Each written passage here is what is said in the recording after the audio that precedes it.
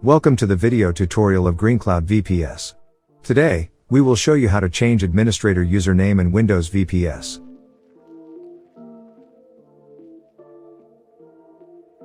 Run PowerShell with admin privilege. And configure as follows. You can see the following output. And you can check in computer management.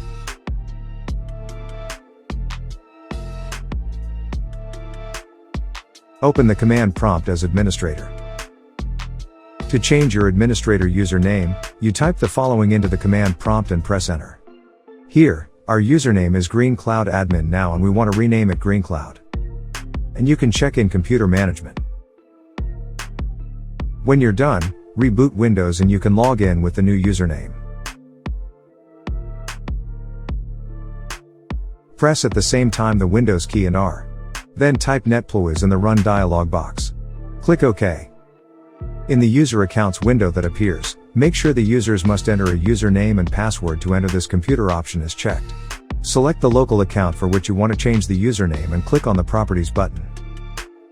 In the General tab, type in the new username for the account, then click Apply and OK.